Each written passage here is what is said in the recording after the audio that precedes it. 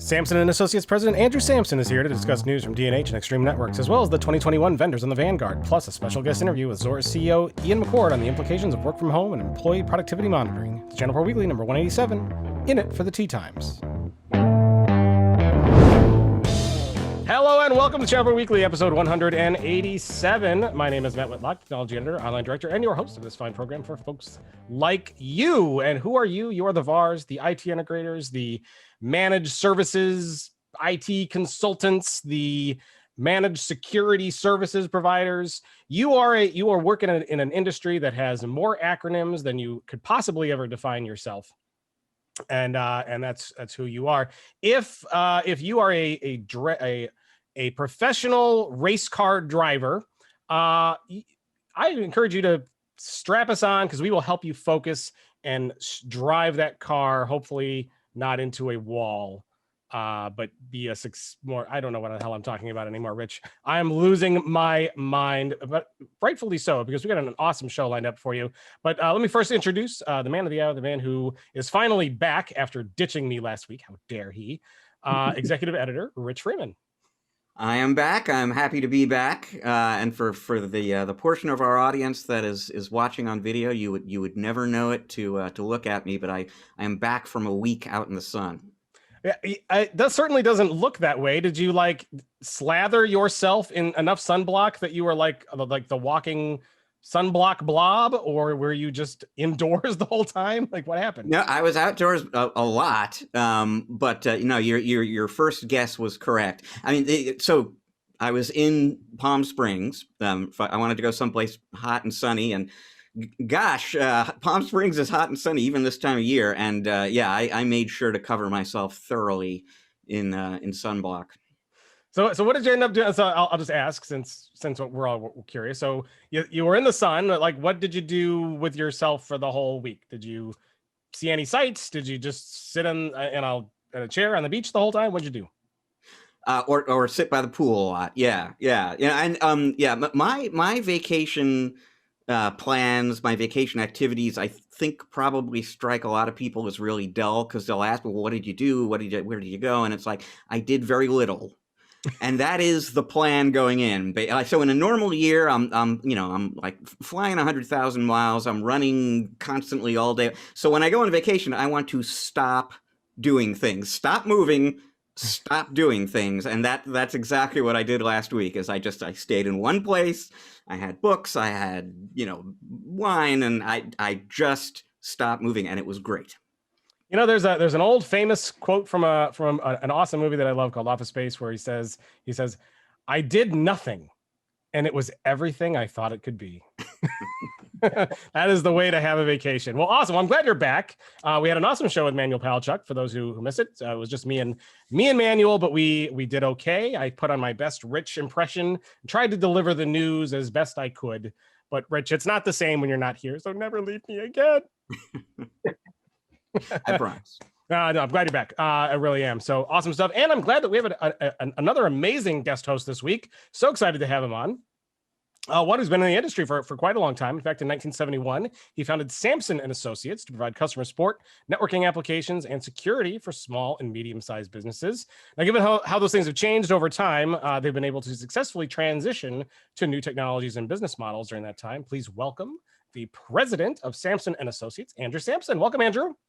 Hello, how you doing? I'm well, sir. Thank you so much for coming on and joining us as our guest today. I'm excited to have you here. You excited to be on? I am. I've been prepping for a long time. Isn't that right, Rich? That's right. Well, that's wonderful to hear. So if you can, tell us a little bit about you.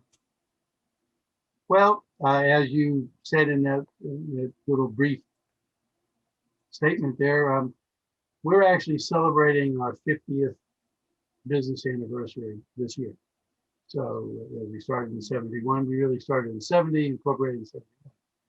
And we started out as a VAR, a software development company, and we did some software in 3 distinct areas. One was in a club management, membership management. We actually were one of the earliest providers of medical management software to small, in those days, 5 or more physicians made up a large enough group to be able to have a system of their own. And so we took care of all that. And another interesting little market was advertising agency software. Because back in the 70s and the 80s, everything was booming and they were doing everything manually. So we took care of writing software to help them do media buys and keeping track of all that kind of stuff. And we no longer do any of that. We're not in the medical anymore, or any of the advertising agency stuff got killed by Jimmy Carter, and 21% interest rate kind of annihilated that. Can't say he did it, but the 21% interest rate killed that. And medical management, of course, was taken over by the big guys. So we have been in the club management side of things for all these years. We still have clients that we've had for all of these years. Actually, one of our clients, the general manager and owner, first time I met him was 5 years old. And anyway, so he is now my boss there, so kind of interesting. But what we do is we have morphed from a development company to a management company. And as I wrote down in my little notes here, when we did what we did and supplied the software, we also took over the client's IT. Way back when, 50 years ago, we came in and said, anything technology we would like to be in charge of. That meant the phone. It wasn't even a fax machine back there, or anything like that. But we were in charge of all of that because those were the loose ends that always messed up an installation ongoing, whether or not it was the beginning. So I guess we were the harbinger of an MSP because we were managing all of them. So we were managed service providers before there was such a thing. And doing that, we also developed our own software to take care of that, our own RMM, CRM, all of that kind of stuff, or billing, even had some monitoring stuff going on the servers that we had back then. Not a whole lot of, employee software, but that kind of. But long story short, we have morphed through the years, following what was needed by the clients and helping them realize what they needed, as opposed to just providing a product. It's always been a support situation. It's always been a solution-based situation, and that's how we train our people. That's how we, try to train the clients. I hate to use that terminology, but we're all in it together, and that's the way we've always done it, which I guess is how we've been able to hang around. It's a fascinating story, and Rich, we have MSPs as guests often, right? But normally when we talk to an MSP, they started their business maybe in the 90s, right? When networking was starting to flourish. So they started, 10 years ago or whatever. And it seems like a long time. Andrew started his company before Microsoft even existed, right? Yeah. That's an amazing amount of technological transformation to keep on top of. How did you manage to stay with and current throughout all of that, the change from what IT was in 1971 versus to what it is today, which is incredibly more complex? A lot of adult beverages. No, a lot of not sleeping. Again, my core was when I went, as you can see in the back, it was a Georgia Tech guy, discovered computers and developed software from them. So I'm actually an old bit picker way down in the machine code there. So real geek in the whole routine. So always had that work ethic that you had to do your research, you had to do what you needed to do to get things done. So, if I went to bed before 2 o'clock in the morning, that would be an unusual situation. Always get up at 6, 7 o'clock, that kind of thing. Which is why hard to believe I'm only 39 years old, right? But the way we did that was education and trying to get as much education as we can back in the day from the vendors. We didn't have ChannelPro magazine out there to help us or any of the others. Everything, we were all dependent on the vendor.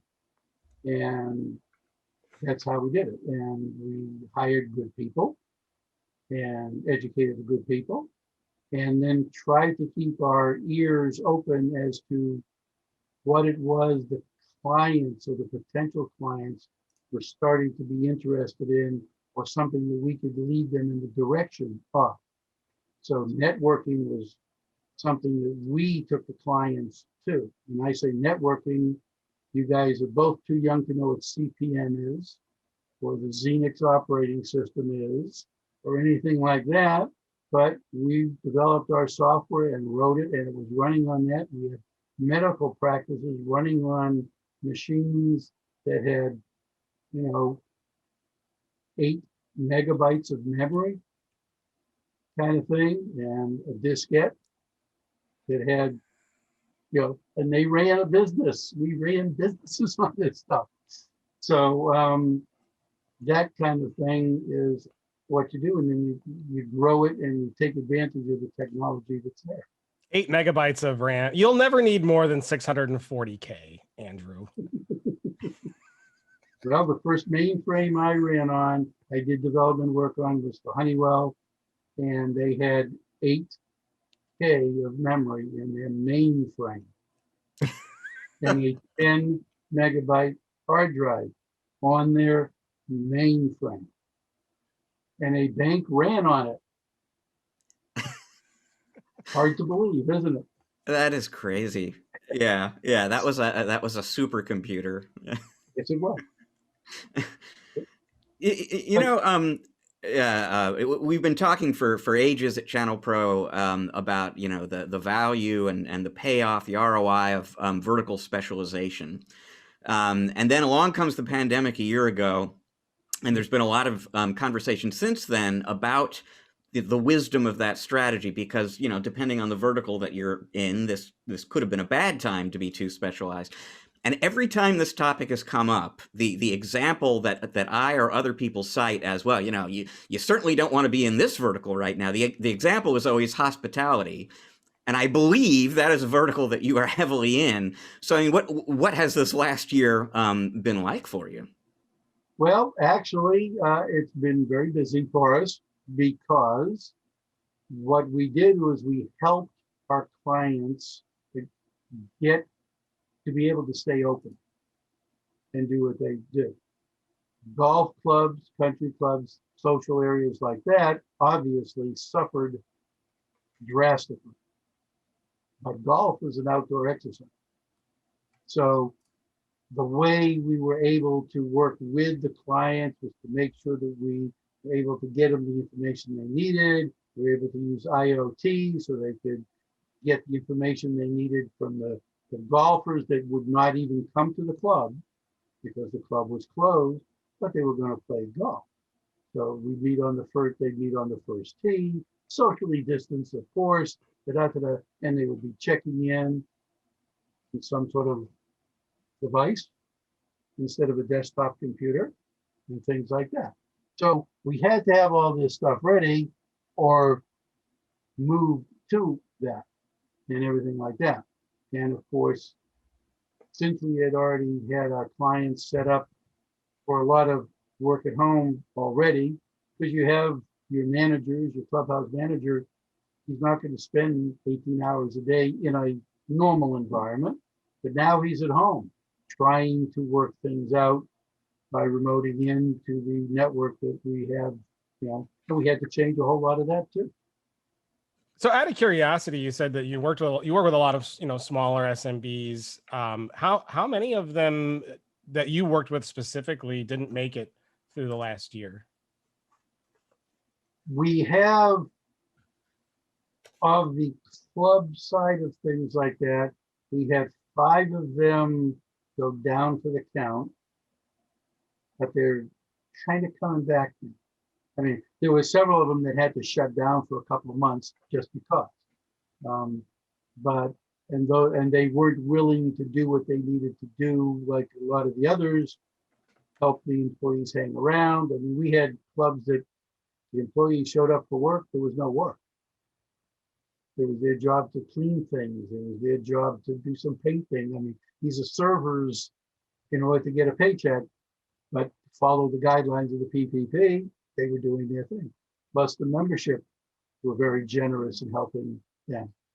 We had, I guess, 10, 12% of our SMB general clients kind of thing,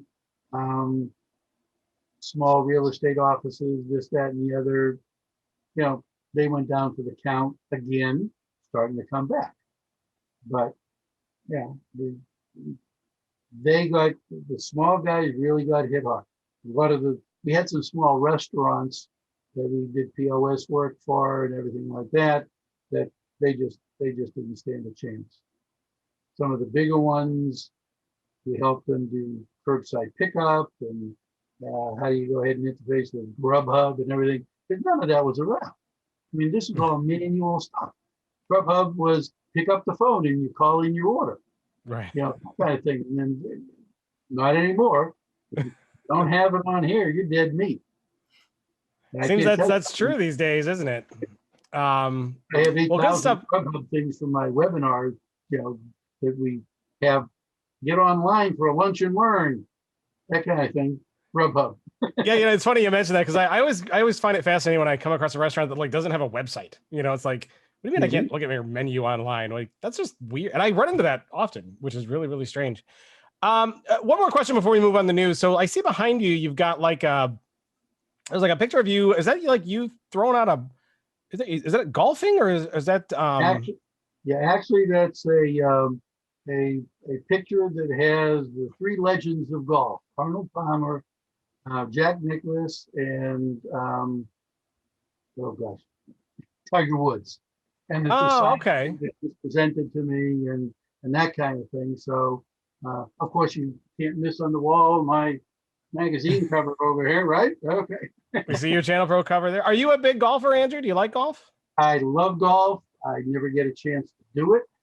I show up at clients all the time and look like that kid looking into the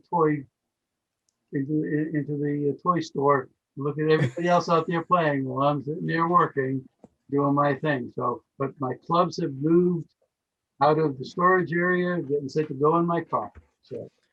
So is that why you work with a lot of clubs in hospitality? Is because you want better access to tee times? No, because actually I get the low man on the totem pole unless I hack into the tee time system. Actually, we're in with the clubs because back in 1974, something like that, a club came up to me because it just said, I know you're doing computer work for the doctor's office and this, that, and the other. Is there any chance you can help us do our bills? I said, okay, tell me how you do your bills. Well, we have this posting machine and it prints it on a 4-part ledger thing. And then we take that out and then we sit down and we type up a statement and fold that all up and send it out. And it takes 2 weeks to do this for a good sized club. I said, So we figured out how to do it. This was on punch cards. We took care of that and we did their billing and it was a service bureau. We started out as a service bureau for them way back when. And then more of them came up to us and said, yeah, we'd like to do it, but we don't like the service bureau. We want to do it ourselves. And it's, sure, no problem. That's when we moved this all onto a mini computer. You remember a mini computer, don't you, Rich? I do. Yeah. Yep. And this was after taking it off of the micro computers, the CPM and Xenix and all that kind of stuff. And it just grew and grew and grew. And you know, we have clubs all over the United States and that kind of thing. Then we got into the really fun part was the stadium club. That was even more fun. So we were stadium club here in Atlanta, the Atlanta Braves during their championship run. So guess who got to go to all the World Series and playoff games, and who was the best dad in the world? My kids were on first name basis with Tom Glavine and Chipper and all that kind of stuff. And they sat in the box, that the owner had. And we had Camden Club up in Baltimore, and we even had the Igloo Club for the Pittsburgh Penguins. So that was fun. That was a whole, it was kind of a mini country club. So, Rich, I think we're gonna have to get a list of his clients so that way we know when we need to hit Andrew up for tickets when we go out for these things. Yeah. Awesome stuff, Andrew. Well, I'm so excited to have you here, and we don't have a ton of news this week to talk about, but we got a few things we'd love to get your take on. DNH is in the news, and we're going to talk about extreme networks as well. We're going to talk about the 2021 vendors in the Vanguard. We teased this last week. Hopefully, if you listened last week, you went and you checked out that list. So we're going to talk about a couple of the highlights from that list as well. We got an amazing interview also coming up. We're with Ian McChord, the CEO of Zorus, is going to be here and talking with us about employee monitoring and employee work from home productivity monitoring and that kind of thing. Very, very interesting discussion. All that and a whole lot more. So strap on in. We're going to get started right now. So DNH, Rich, is in the news. DNH, it says that they're investing big in partner resources. Like, haven't they always been investing big in partner resources? Or are they investing bigger than before?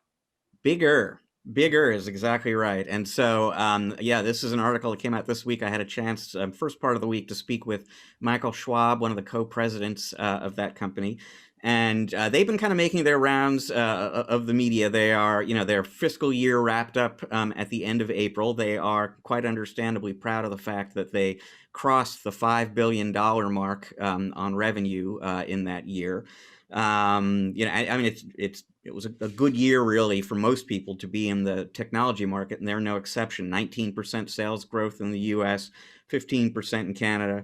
So they're doing well. They've got resources to invest in their partners right now, and that's one of two things I want to talk about in relation to this article. So where are they going to start maybe sharing some of that success with their partners? Well, they have plans coming up very soon to increase the amount of downstream credit that they're extending to their partners. Right now, they are sharing or extending about $225 million of credit monthly to their partners. That will be going up to $300 million shortly. They have a history at D&H.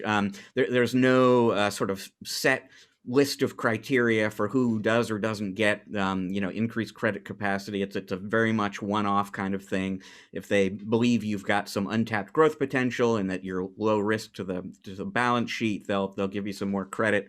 So any D&H partners listening right now who are thinking, maybe I could get a little of that, go ahead and call in and see what they say. Basically, they're estimating about 1,500 to 2,000 partners will end up benefiting from that.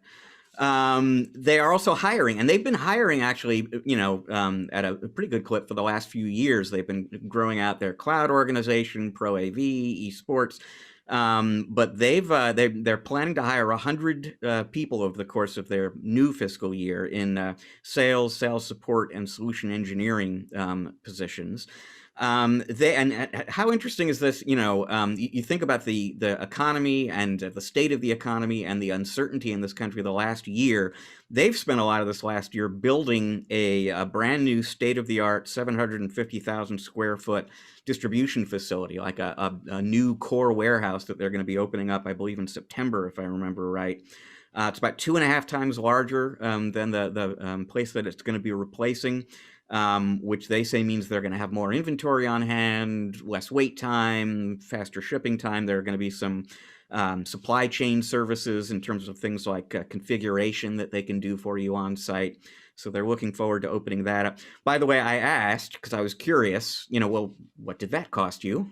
And they didn't want to tell me exactly what that was, but Michael Schwab did say, well, look, this is a time when a lot of businesses that were based in downtowns are kind of moving out into suburban and rural areas.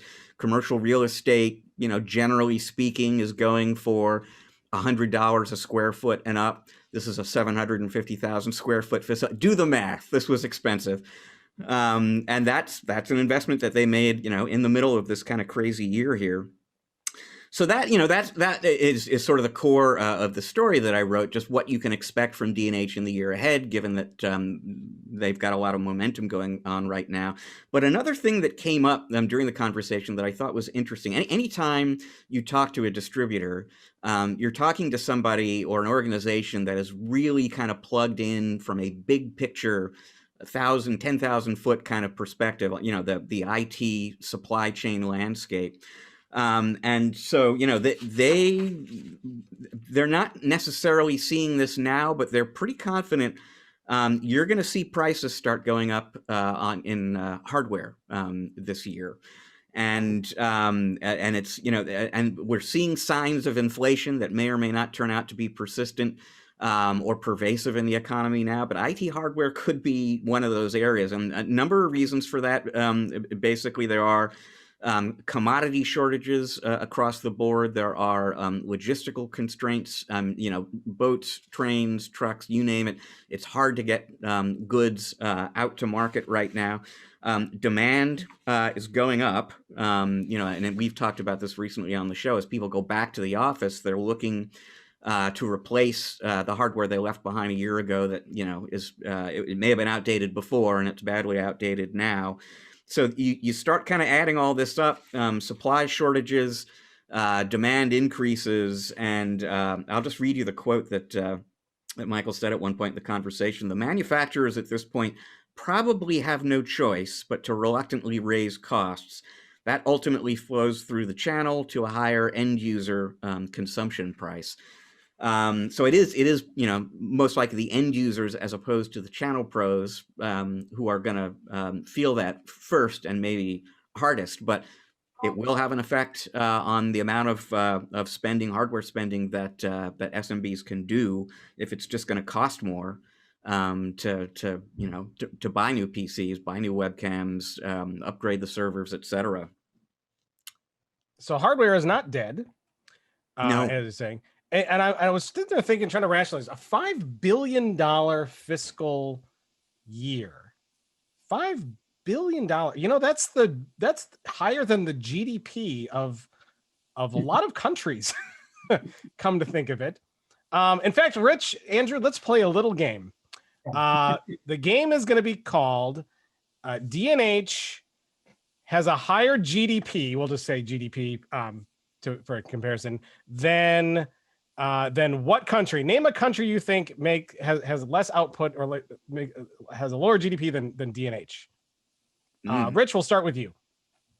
Boy, oh boy. Trying to think of some small island nation. I can tell you, according to the list I'm looking at, and I did all of 3 seconds of research on this segment, by the way, because I was just thinking about it while we were talking. They would right now be slotted at number 150 as in terms of highest amount of money. If you had $5 billion, if they were a country and they had $5 billion of GDP, they'd be number 150. So name a country that would be less than that. We're gonna put your geography knowledge to the test. Yeah, that's the thing, is I'm gonna wind up naming something that isn't actually a country. Micronesia. How about Haiti? Which one, Andrew? Haiti. Haiti. Looking close. According to this list, Haiti would be 141. They have 8.41 billion in GDP. Wow. So try your luck again. Another guess. Rich? I like really close though. Good guess. D&H is gaining on Haiti. Give them another year or two. Gosh, I mean, and I don't know. American Samoa, the Seychelles, Aruba. Aruba. There's a song about it. Or there's a famous song with the name, but yes, Aruba would be number 162 on that list. So D&H makes more money than Aruba. Andrew, you want to throw a guess out there? Belarus. Belarus. How fast can I scan? How do you spell that?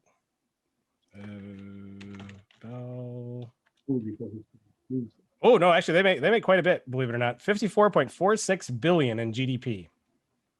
You gotta be careful with the island countries because they might I don't know, does tourism factor into that? Sure. Into GDP? I would assume it would, right? Yeah. Well, I'll just give you a couple of examples. So DNH makes more money than Montenegro, which was the next closest. Oh, Maldives. I don't know what like that. They have a higher DNH has a higher GDP than Sierra Leone, Liberia. You said Aruba. I'll go down the list a little bit more. Belize. They're much more than Belize. Belize, according to this list, 1.86 billion. So they have left Belize in the dust. And we'll go. Oh, and you said Seychelles. That is on the list, Andrew. They are 1.5 billion, and of course, we'll go to the last one on this list that I can see, and that is the great nation of Tuvalu. I have no idea where that is. Rich, have you been to Tuvalu recently? Do you know where Not that is? that I'm aware of. They make but a mere 40 million in GDP. So Tuvalu's got a long way to go to catch DNH. Anyway, that was my little fun segment of if DNH were a country, where would they be in the list of GDP? So Andrew, let me turn the conversation over to you to kind of get your thoughts on DNH and what they're doing to kind of invest more into partner resources. Is that something that's exciting to you as a MSP? Do you partner with DNH? If you did, if you didn't, would this be enough to sway you? I am, I've been looking at them for a little while. Way back when we first looked at DNH, they were more on the consumer side than, than channel side as far as that's concerned. But the only thing that I'm looking into right now is I'm a little concerned. One of the little statements that they have in here is that they're looking at doing a major push into professional services, which means competition. I mean, this is not the model.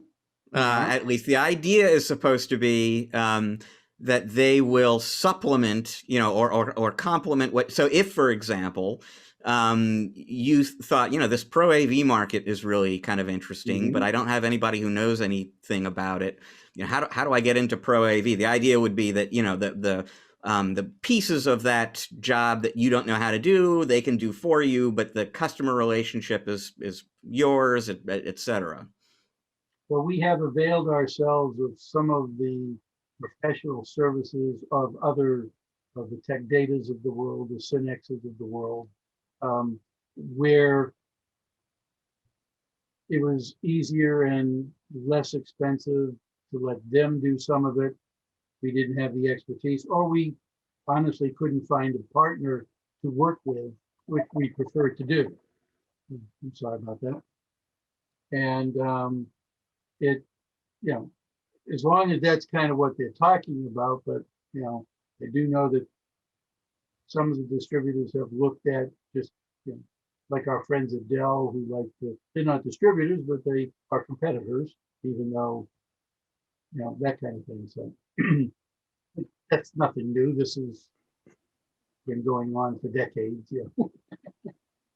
So, Andrew, we've seen, if everyone's been watching kind of what's going on around the country right now, we've seen that costs are going up for a lot of different things. It seems like supply shortages are starting to hit. For example, if you were to go buy lumber or wood today, it would be incredibly expensive. The cost of a 2x4 is like 4 times what it was last year. And what they're alluding to is we're going to see a lot of price increases in the IT space. Do you think that that's going to be able to, do you think the SMBs who need this technology are going to be able to absorb that cost, or do you think that's going to be a huge issue for the next year or two? It'll be a huge issue for the SMB, smaller shops, of course. For example, I would assume the D&H is going to take care of their bigger clients, the bigger customers, bigger partners, because in this additional funding that they're going to be, additional credit they're going to get them. So where the ones that are really going to need it are going to be the SMBs in order to be able to compete with something like that. And So it depends on what the vendors are going to do and what they're going to pass down to the distributors and that kind of thing. So yeah, we already got hit. Try to get some memory. Try to get a CPU. Yeah, anything that's got a chip on it, everything's back ordered now. You know, I've had a server on order for 4 months now. So, and that's coming like a Lenovo people, you know, and that kind of thing. No matter who you talk to, it's very difficult. So all across the board, especially in the IoT side, that's where really we were getting killed. And that's the. You think it would be smart for MSPs and IT providers in the channel to try to inventory, to try to stock up on stuff during this kind of shortage? Or do you think that inventory will be available, but just more expensive? Kind of like gasoline. The recent gas shortage that we had down here, you know, there was plenty of gasoline available as long as it was $2.99 a gallon. But if you were trying to 254 gallon, forget it, it wasn't there. People standing, you know. But long story short, inventory is always a slippery slope. You know, the way the technology changes, you're going to get whatever inventory is available, and it's already obsolete, kind of thing. So we're just going to have to go back to the way we always did it. You have to just kind of shop it and work, and hopefully your distributors, your suppliers will work with you, and the clients, our customers will understand what's going on. I've already warned my clients. You know, we've had orders in place to do a bunch of refreshes, and you know, I mean, they said, "Sorry, it's just gone up 25%." And they said, "Here, I'll show you my invoice." You know, right. Well, I guess it's like have to be upfront. Here's my invoice. You know. I guess nothing to do but be upfront with the customers and say, hey, you know, this is what it is. This is where the prices are going. So interesting stuff. We'll keep an eye on this. And for folks, there's a lot more in these stories that we're going to touch on here. So make sure you go to the show notes page for episode 187. If you're listening, you want to kind of read along and get all the details and quotes in these. You can find that at channelpronetwork.com. Go there and check it out. If you happen to be watching on YouTube, you can open up the description area. We put links to all of these stories right in there for you as well. So you can kind of get a lot more of the background, and then we'll kind of share our thoughts and touch on these here as we go. Rich, we're going to move on, and we're going to talk about our next and final news story for the week. And that is about Extreme Networks, who's got something new for channel folks. What do they got? You know, it is new and it is automated, which is kind of interesting. So, yeah, Extreme Networks held their annual partner user conference online this week, and you know, the opportunity to kind of paint a picture of the year ahead for folks, but they also use it as an opportunity to release into public beta, at least, a new. I'll call it a new product. Really, it's an addition to an existing product. So they have a system called Extreme Cloud IQ, which is their cloud network management platform, which already has, you know, at certain subscription tiers, already has certain artificial intelligence, machine learning based capabilities. But they have introduced something new that they're calling Extreme Cloud IQ Copilot, which is basically an automated monitoring solution. It uses AI and machine learning to create a baseline picture of an end user's network and what normal behavior and normal activity looks like. It's watching things like Wi-Fi efficiency, Wi-Fi capacity, power over Ethernet stability, traffic patterns, uplink efficiency. So there are about 6 different things that it's tracking. It paints a picture of what normal looks like, and then anytime it sees a departure from normal, it evaluates, well, what's causing this? Where is the problem located? What are the root issues? What are the potential repercussions? It's making an AI-based evaluation as to whether or not this is something that the MSP needs to know about. And Extreme makes to me, you know, kind of a bold claim that this system is really, really good at weeding out false positives. They're saying you will get 99% error-free alerts, so you will not. You'll almost never basically get alerted to something that isn't legitimately a problem. And then when you do get alerted, you'll not only get the information that the system has collected about what the issue is and what the potential repercussions are, but you'll also get guidance, recommendations on what you can do to fix the problem. So the system won't go ahead and fix the problem for you, but it'll tell you, here's what you need to do to deal with it. As I said, it's in public beta right now. They're expecting this to reach general availability late in the year. Right now, so there are 3 different subscription tiers to Extreme Cloud IQ right now, the highest of which is the pilot tier. If you are a pilot subscriber, you get Copilot for free while it's in public beta. It will become, Copilot will become like the new 4th highest end subscription tier once this product officially ships. They're not quite sure at this point what the price difference will be. They're sort of working on that still. But for now, for, I don't know, maybe the next 6 months, this is something that you can kind of test out if you're using or want to start using Extreme Cloud IQ. And they're doing that obviously because the more data they can collect, the smarter the system is going to be in terms of how it evaluates what's going on with networks. So you say the pilot is the highest tier, which you get Copilot for free. Is the next tier down like flight attendant, steward?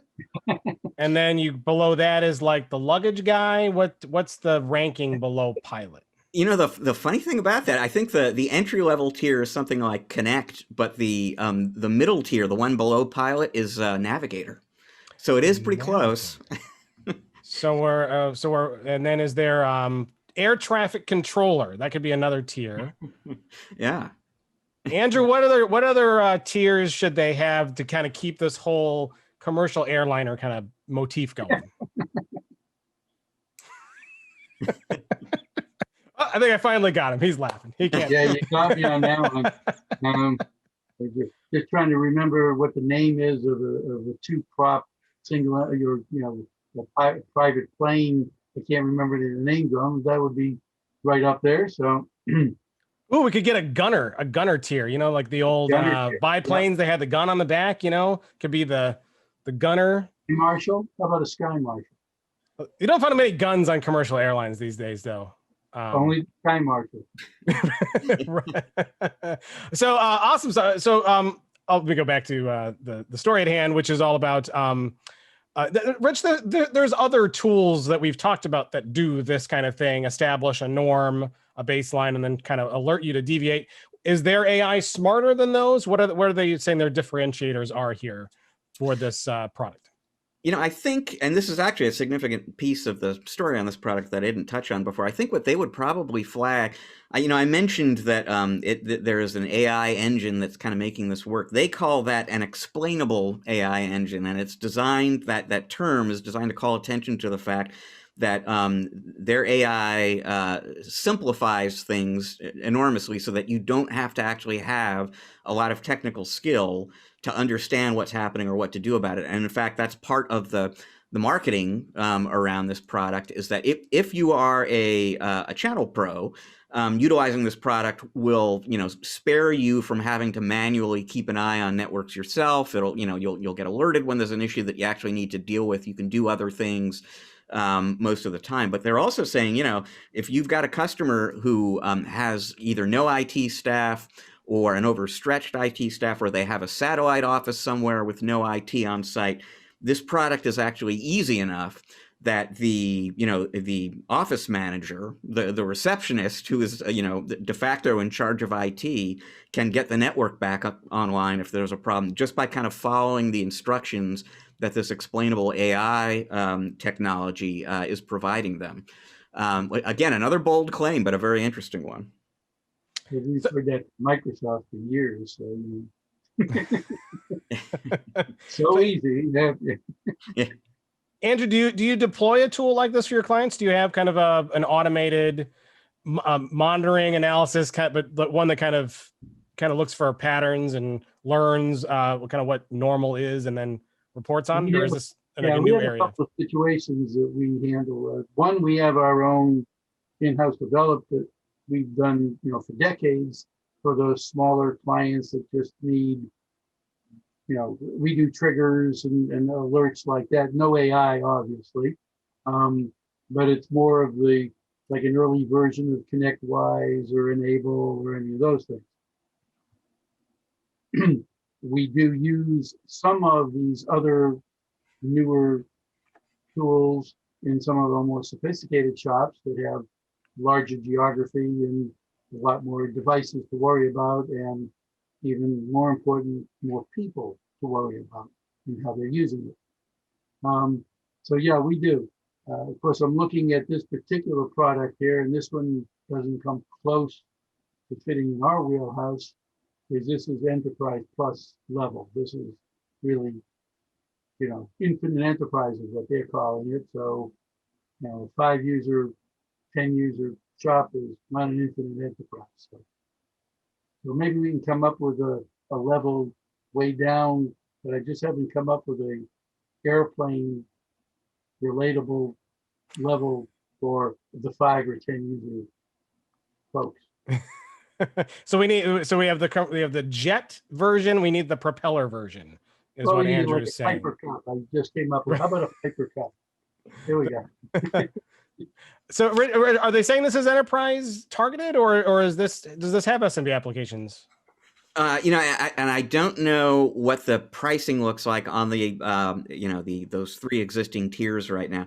Infinite Enterprise is their vision, basically, that they've been on for a while and are continuing to go on. And the idea is that secure, reliable, high-speed networking is going to be available in the office, in the data center, at the edge. You're going to have the ability to manage it all through the cloud. So that's kind of the big picture technology direction that they're going in.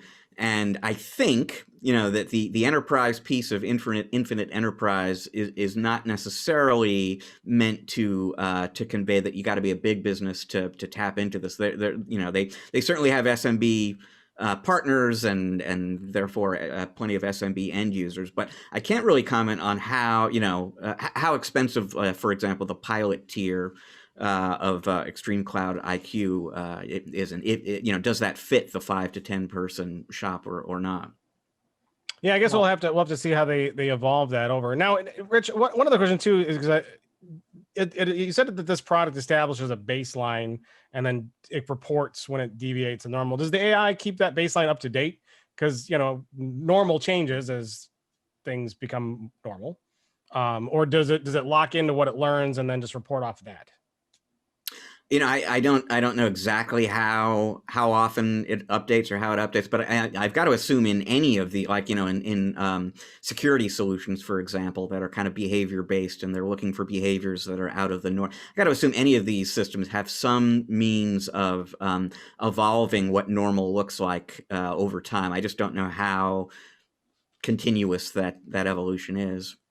Yeah, I would have to assume it does something like that, because I imagine if a business grew from 5 people to 20 people, that normal would look a whole lot different between the 2 of them.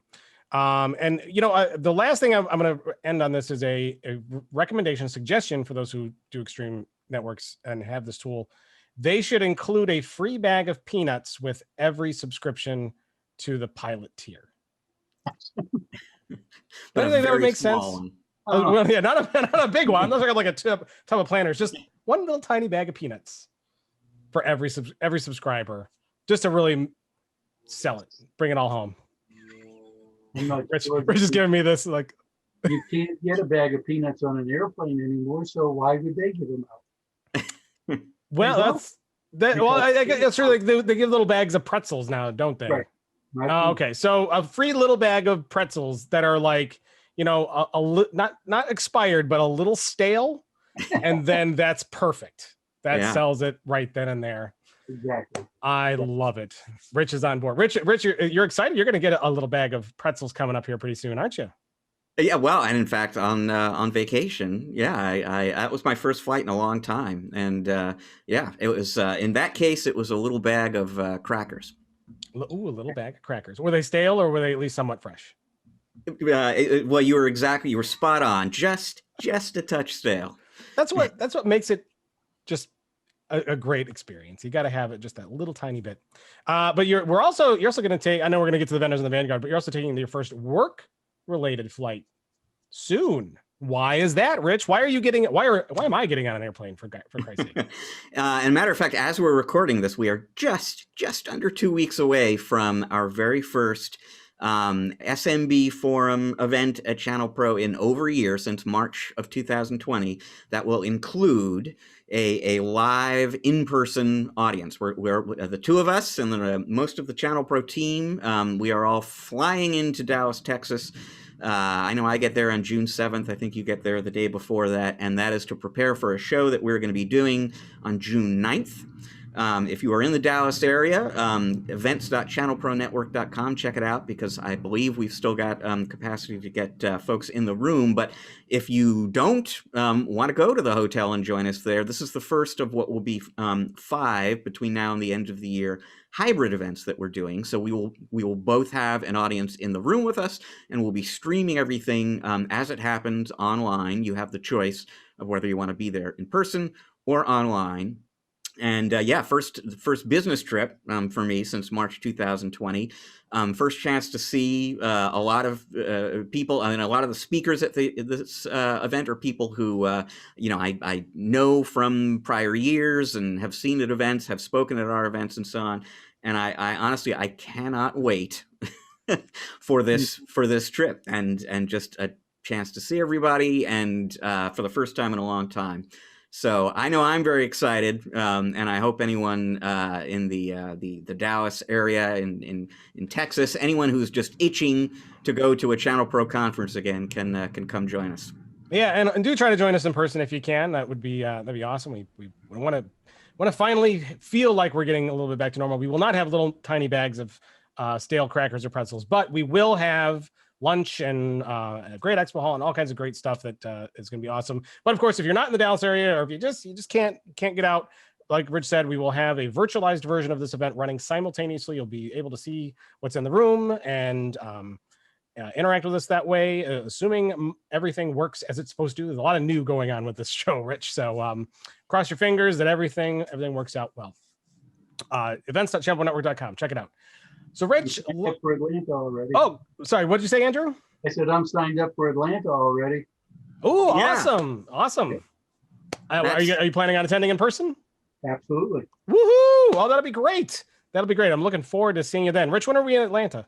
That is July 8th, I believe. That's the next event after Dallas is Atlanta. So yeah, I was hoping you were planning to attend, Andrew.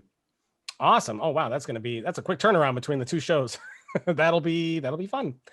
All right, Rich, we teased this last week when I had Manuel Palachuk on, and we kind of mentioned the vendors on the Vanguard, which is a list of companies that are kind of up and coming. Rich, why don't you tell us about what the vendors of the Vanguard are, and then we'll maybe pick a few to talk about.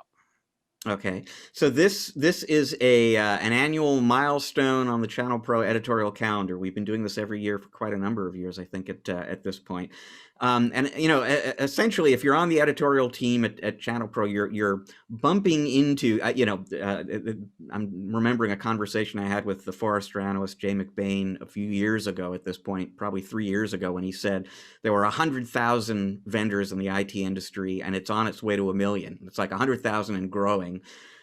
So there are tons and tons of companies out there, and how many of them do our readers know about? So I'm constantly coming across these companies that sound interesting, and Vendors on the Vanguard is my sort of annual opportunity to introduce these companies to our readers. Hey, here's something you may not have heard about that you might find interesting. Check it out. We do a survey every year too, where we ask the readers to tell us what's some company that you think is really cool that your peers generally aren't aware of, and some of the items on this year's list, I'm sure, were suggestions to us from readers. So this is always something that I look forward to doing.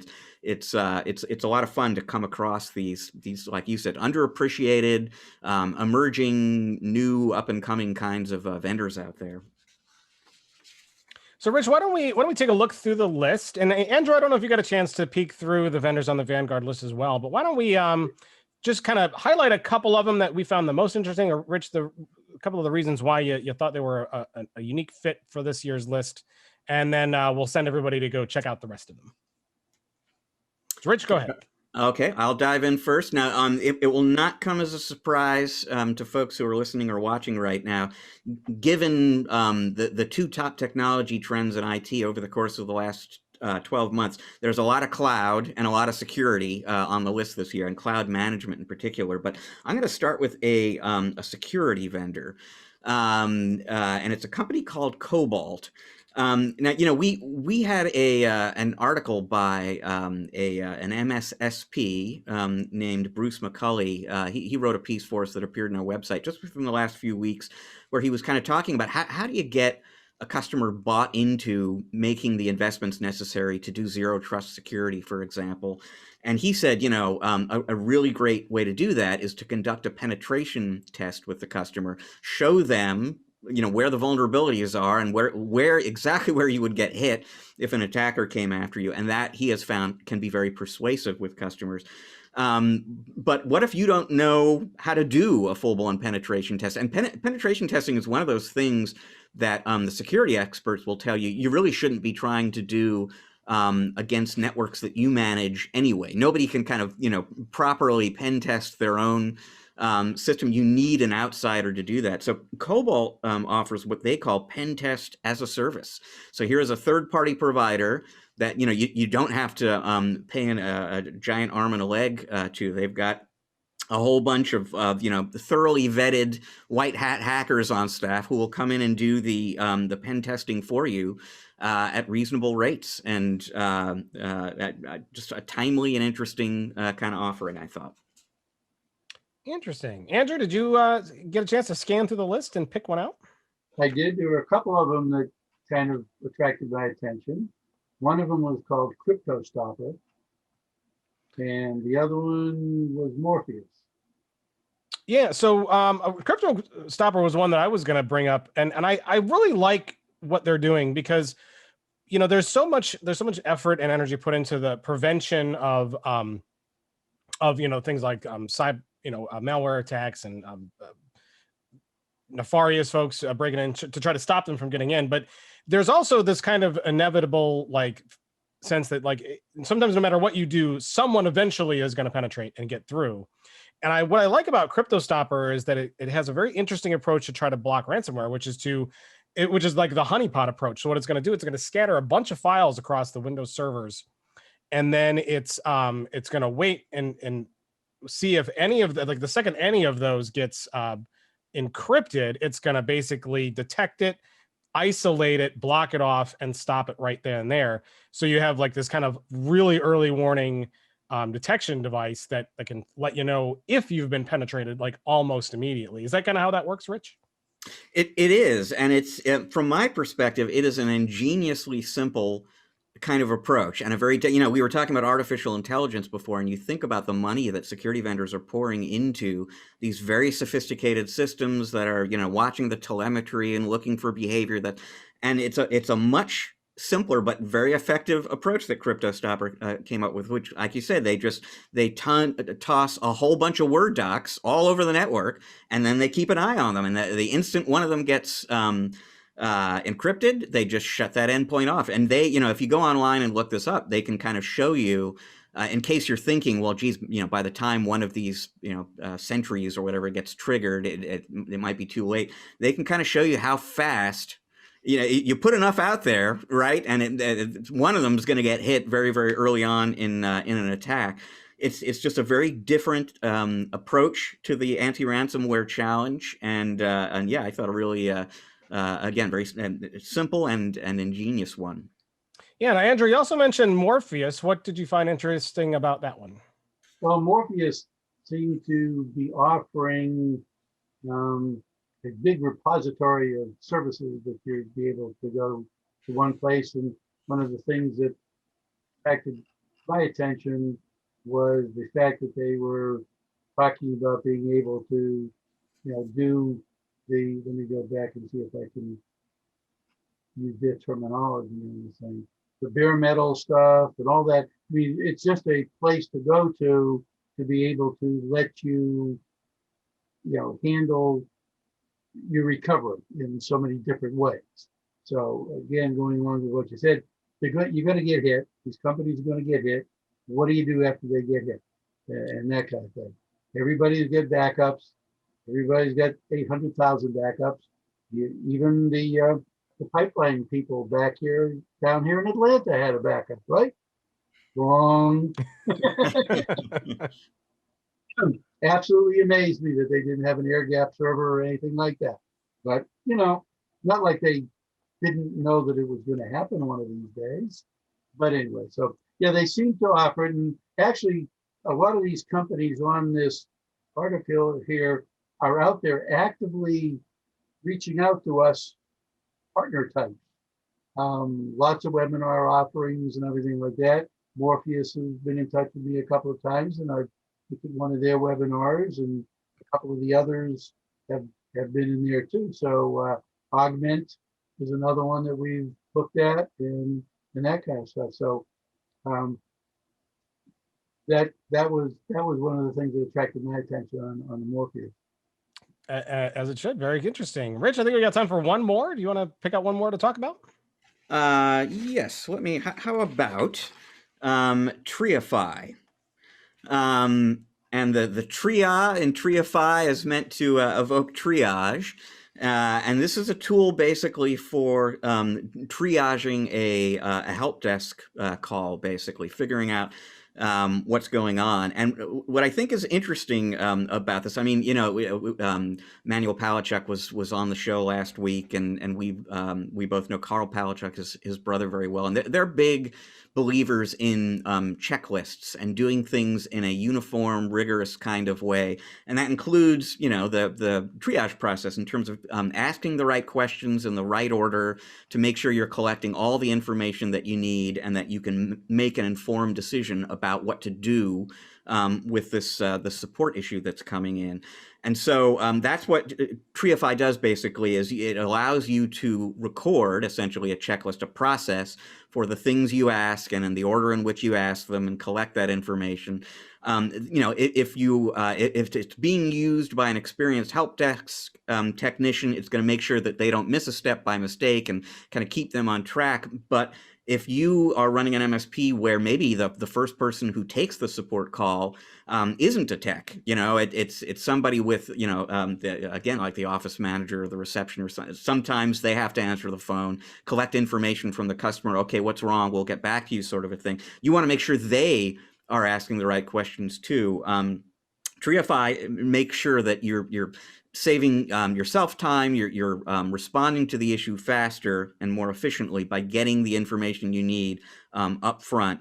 $85 a month per concurrent seat with unlimited usage, no contractual commitment, so it's not going to break the bank either. And, Rich, sometimes the first person to answer the phone is not the receptionist, but the receptionist's kid if she works from home. And this will help make sure that that little Susie asks the right questions when triaging their customers. That's right. And for $85 a month, you get me as a chatbot to a natural language chatbot. Andy, a natural language chatbot. So I guess I've been hired. Yeah, right. That works.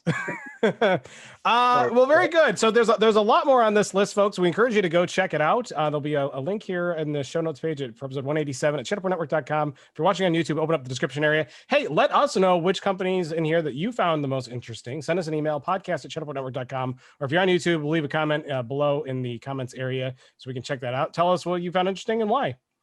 There's one that I'll mention, though, Rich, and it's going to lead us right into our next interview that one of the vendors on the Vanguard mentioned is Zorus. And who is Zorus? What do they do? Well, it's all about employee monitoring and employee web filtering and security. And we're going to be joined by the CEO of Zorus. Ian McChord is going to be with us to talk a little bit about that in a great interview coming up. So stick around for that. We will be right back.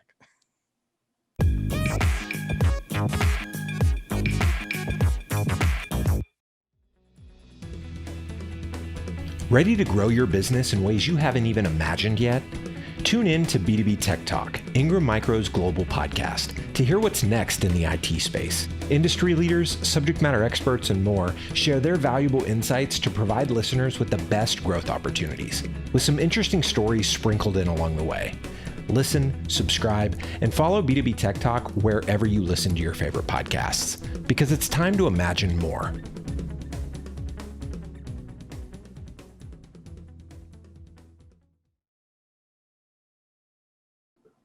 And welcome back to part 2 of Channel Pro Weekly. We got an amazing guest interview lined up for you this week, and really an amazing one. I'm really excited about this one. And the topic kind of for this interview is working from home. And as we know, employees working from home is nothing new. But before the coronavirus pandemic, companies that embraced work from home did so by choice, thinking through the risks and rewards of that model and filling those positions by people capable of working that way.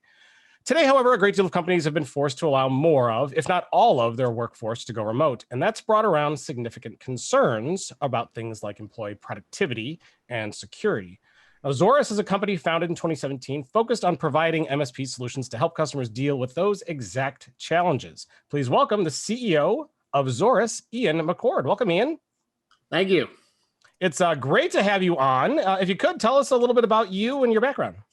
Yeah, absolutely. So I worked for Datto for 9 years. My older brother, Austin McChord, is the founder and CEO up until 2018, which is when I left it as well. I was the head of product there.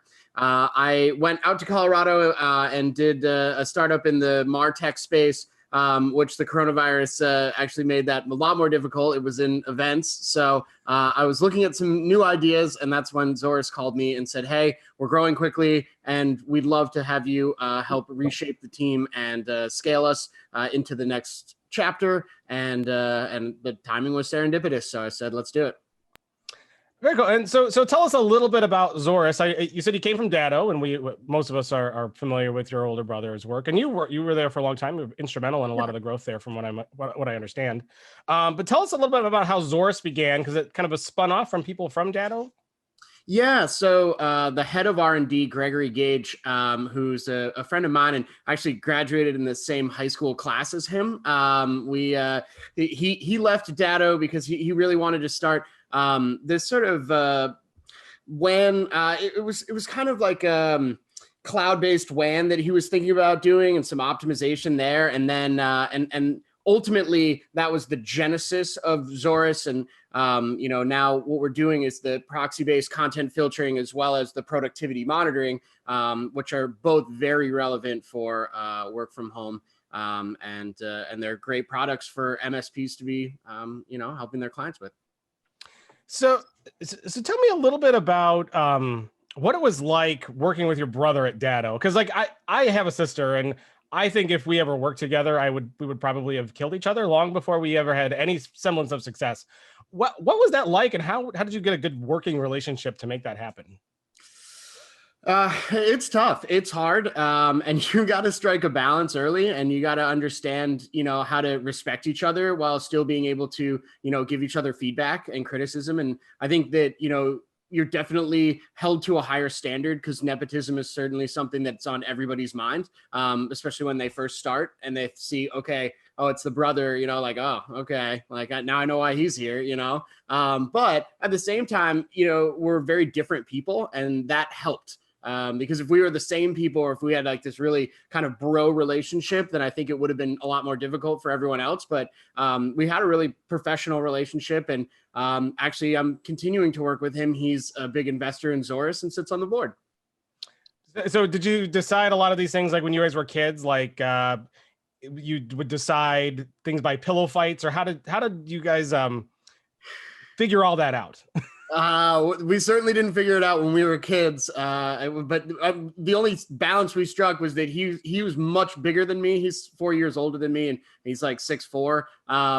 But I'm faster than him. So that's how fights didn't happen, was that I knew that he'd squash me if he caught me. So I just always needed to make sure I had an exit strategy if I really wanted to talk back to him.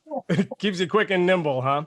So before we get moving on, let me ask you, what kind of things do you like to do when you're not working with your brother or scaling companies to billions of dollars? What does staying fast? Do you do like skiing, or what do you do? Skiing, yeah. I went to University of Colorado mostly because I wanted to go skiing more, which is an interesting choice for colleges. But yeah, skiing, golfing, anything that's outside, traveling. I'm looking forward to doing that again. That was taken away for a little bit, but yeah, those are just anything that's not behind a computer, because I spend plenty of time doing that. So I try to balance it. Very cool. Well, so let's switch gears and kind of start focused on the topic at hand, and that's with Zorus and kind of the work from home phenomenon that's been going on for the last year. What are some of the things that Zorus is doing specifically to help address that? And do you see that area market that growing or shrinking in the year ahead? Yeah. So, to the first part of that question is just sort of like, what is Zorus doing for the work from home? For us, it's about the endpoint, and that the idea is when everybody was sent home, the network changed fundamentally, and that you don't have a firewall that everybody's now attached to, and the VPNs are really not that scalable. And so it's okay, let's shift the network to the endpoint, and let's have the endpoint do all of the web filtering. And when we did that, we actually did see that it's like, hey, there's a lot of data that's really valuable for MSPs and for their end clients. And that's sort of where productivity monitoring came in. And then we just said, hey, what if we added applications that aren't talking to the internet and idle and busy time? And now we've got a really great picture of what an employee's, interaction with the IT infrastructure is. And I like to say it's not like call center monitoring. It's more, hey, this is how the user's interacting with the IT infrastructure, which ultimately that's what the managed service provider's on the hook for, in that they want to make sure that they're constantly optimizing that. And I think, the longer discussion is, when has managed services become VCIO? And I think the pivotal moment there is when they're managing the users, not just the infrastructure pieces themselves. What kinds of actions, behavior, activity can and the system we're talking about is called Triton. If I'm what kinds of stuff is it monitoring? Yeah, so it's how you interact with everything that's behind your computer. So it's just, what apps are you using and for how long? In those apps, what are you doing? Well, how many times are you being active within these tabs? And sort of just paints a picture of, if you were the computer, like, this is how this user interacted with you, and this is what the user did. Which is actually really exciting, because you can see with like SaaS apps, you can see certain users and how they interact with SaaS apps. And there's just so many cool things that you're not seeing when you buy an app, how long it takes for that app to actually get to all the users, and who are the power users. These kind of things may surprise you because it's data that you're just not looking at, but it's there. You just need to collect it. Truth be told, employee productivity monitoring wasn't even on my radar like 15, 18 months ago. And it got onto my radar on this podcast about a year ago. We had an MSP from Canada named Scott Beck on the show as our guest host. And he mentioned that at least one of his customers had asked him, I want to know what my employees are doing all day when they're home now and I can't see them anymore. What should I do? And he, it wasn't on his radar either. He didn't have any idea what solutions were available and so on. And so over the course of the last year, it's certainly been something that I've been more interested in because our readers are more interested in it. Have you seen any patterns in terms of how interested MSPs and their customers are in general? Is that continuing to build? Did it spike and ebb, anything like that? Yeah, I actually think that, it was kind of funny. The demand for Triton was actually really low in the beginning part of the year, even after everyone moved into the work from home, because it was the idea, like, they're all thinking about just, how do I make this possible? How do I make everybody able to work from home?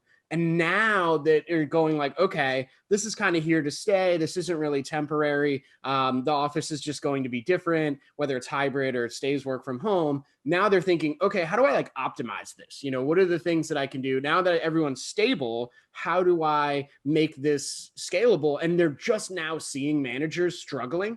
And it takes a long time for management to really realize that they're struggling. And because they're like, hey, I've been trying these strategies that I used to use, which is, oh, I'll have a meeting with them or I'll just set that up. But those aren't working over time. And now they're like, okay, maybe I need a tool for this, or maybe this is something, that we need to solve with software, not just, because if you're using your traditional management strategies for work from home employees, I think that you're behind the eight ball.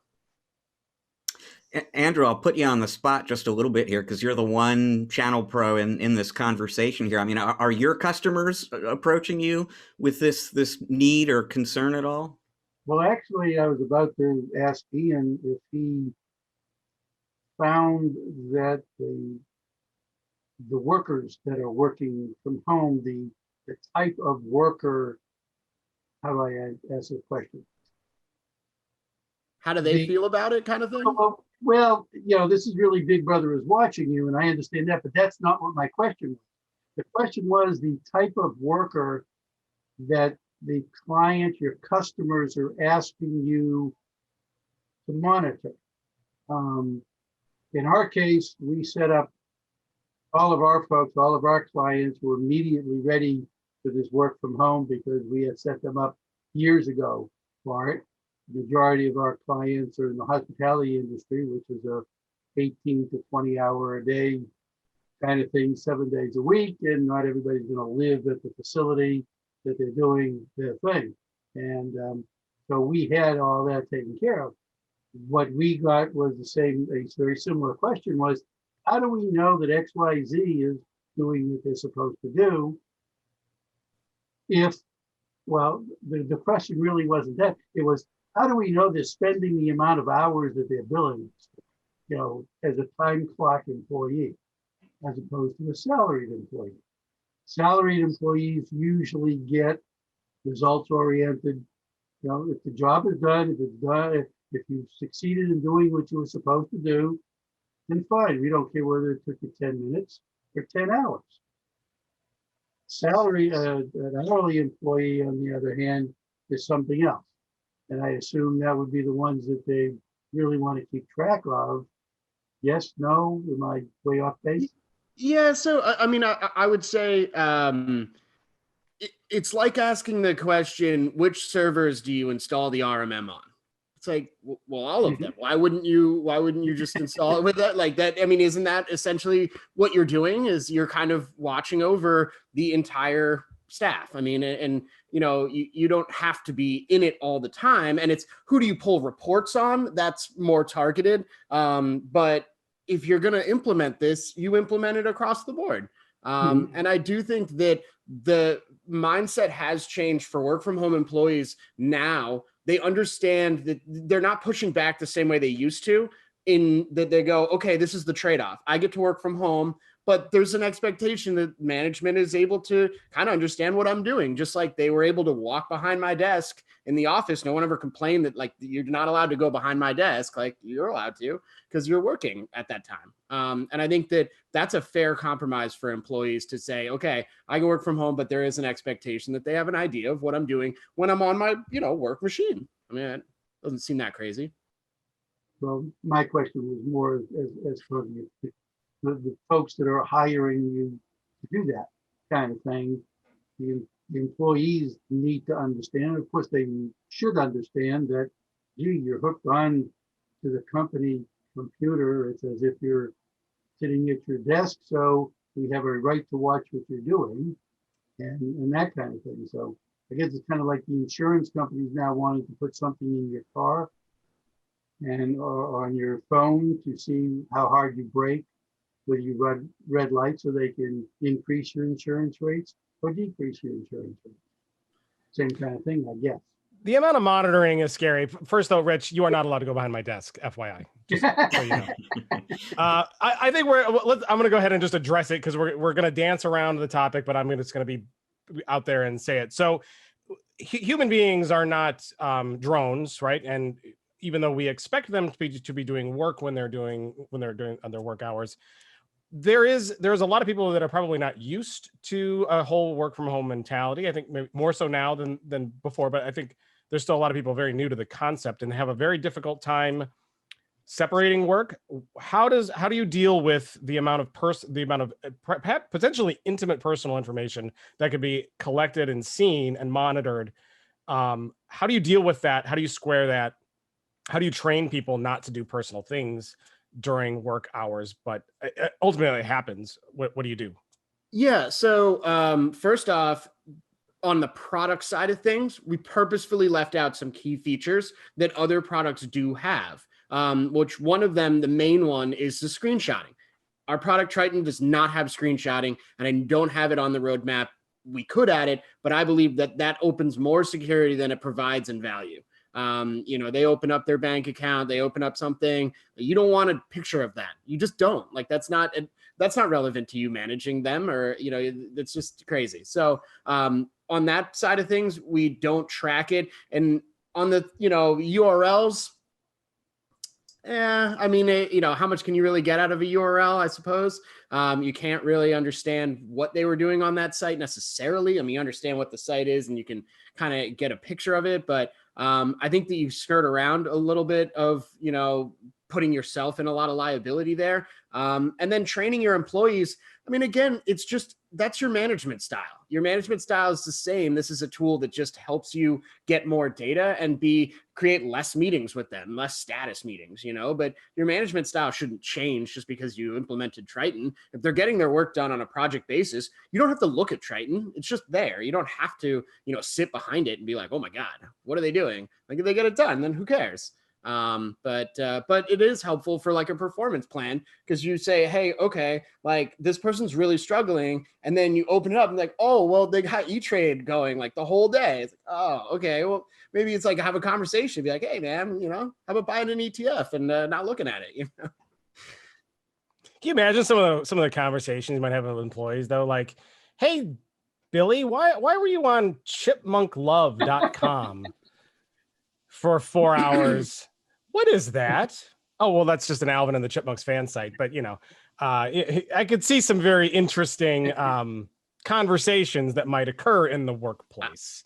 I got to tell you, as someone who's managed a lot of people in the past and managed some people now, you have those conversations whether you have Triton or not. You're aware that your employees are people that are we're all weird in our own ways. And you're going to have that conversation whether you have Triton or not. I'm going to tell you that now if you're managing people. You kind of stumble upon weird things. It's like, oh, whatever. Ian, if you're an RMM vendor, you're collecting all sorts of endpoint information that could be really useful for analytics purposes. If you're in security, you can build this awesome threat intelligence database because you're getting input from lots and lots of different endpoints out there.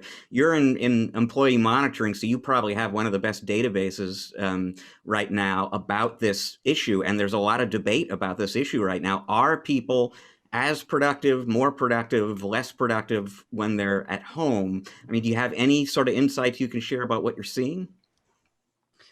I think people are less productive when they're at home overall.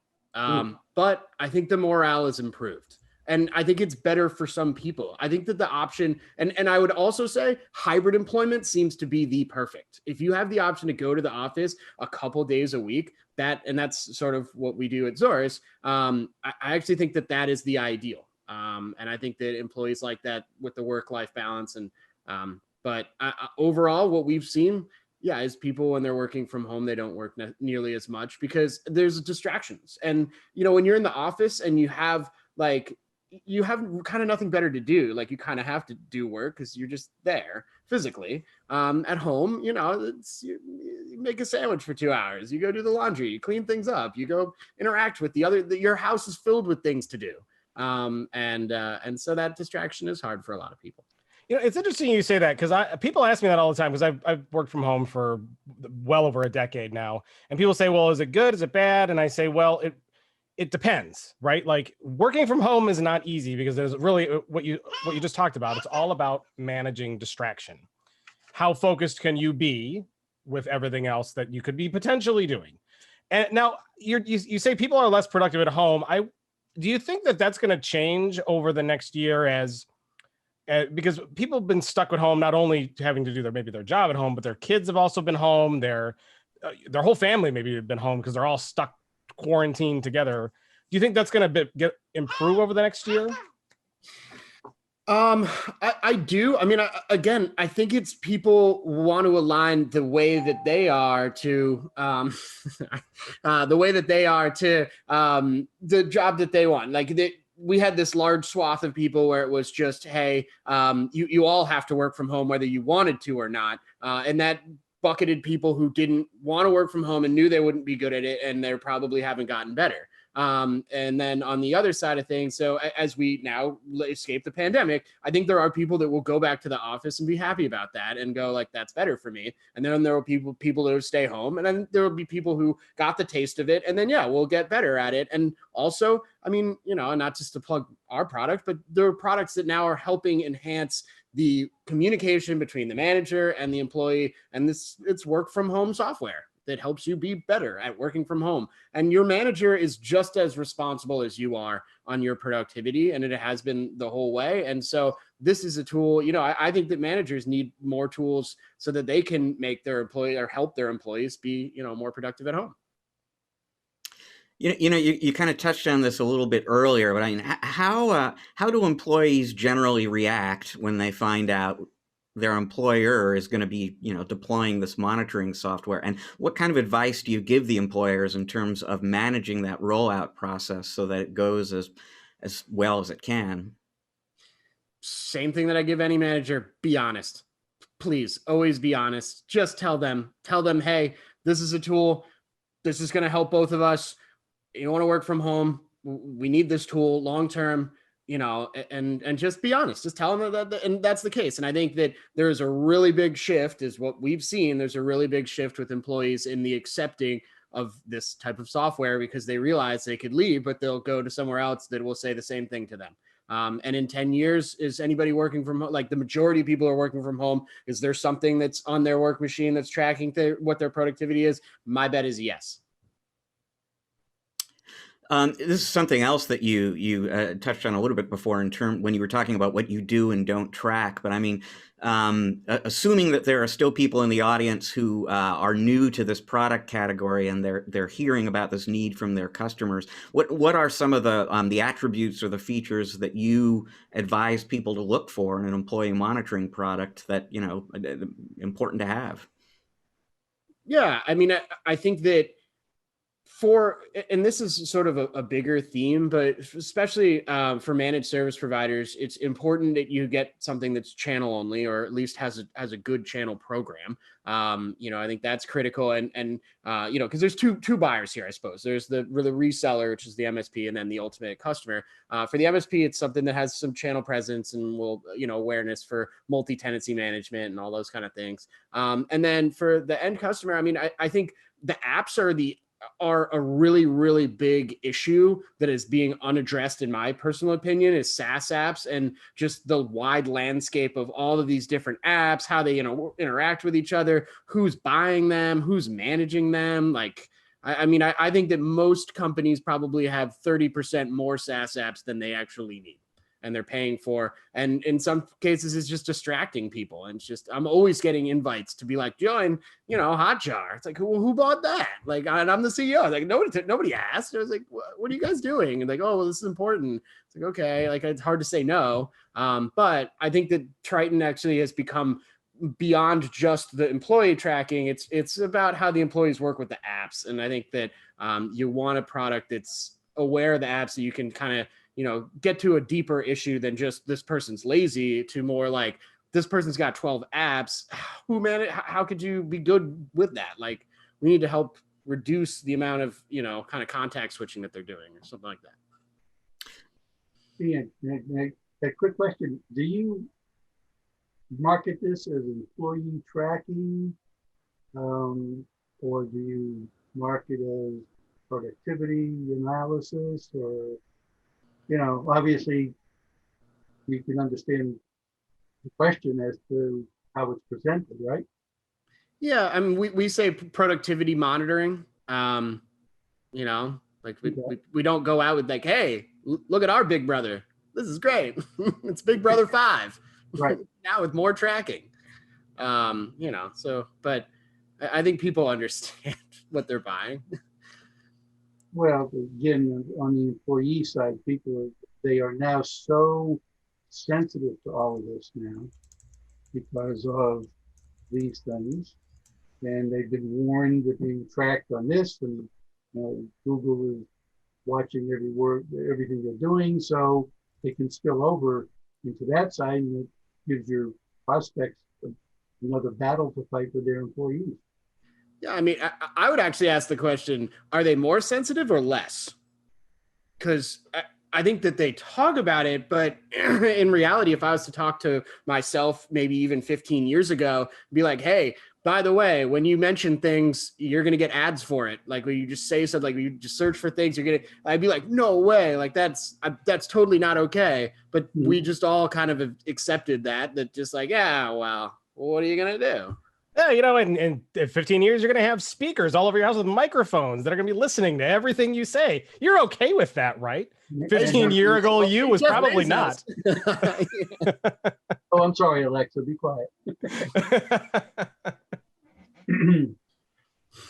I actually would kind of argue that people are less sensitive than they used to be. Well, I think they're more numb to it. They're more accepting to it. But those that are, well, the conversations I've had are the people, now that they have been exposed to the fact that it's a lot more far flung than they thought it was.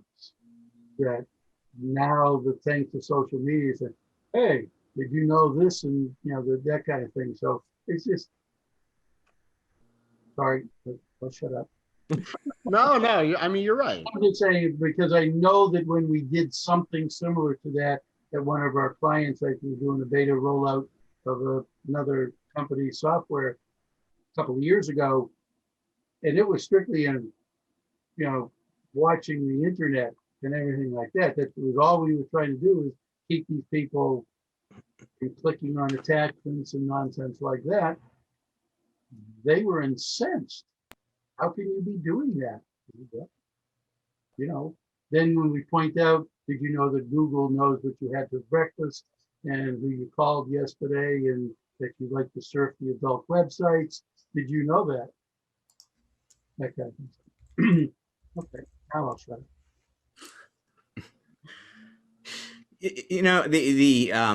Probably from the standpoint of some people watching or listening, the obvious question to ask a tool like Triton is, who are my least productive employees? Who are the people who are sort of underperforming their peers? I can identify them, maybe coach them or whatever. But you were kind of hinting at some other uses for the product before that sound kind of interesting, just in terms of, what are the systems that are getting used? And so, I mean, what kind of advice do you give either the end users or the MSPs who use the system in terms of really getting value out of the data that they're collecting from this tool? Yeah, I think we need to start looking at the user as part of the IT infrastructure. I think that, in my mind, we were break fix where we weren't tracking anything, and the customer calls when there's something wrong and we go and fix it. That was break fix. And the RMM came out and it was like, wow, we can be managed service providers where we watch the IT infrastructure and we'll know when something's going to break. That was one step. This is the next step in VCIO, in my opinion, is that you're watching the users and now the user is part of the IT infrastructure, and that you've got a user that's going somewhere, doing something that you can tell already, be like, why are they in that database? Like, what are they doing there? And it's like, oh, well, they're doing something malicious, but you just didn't know it in the past.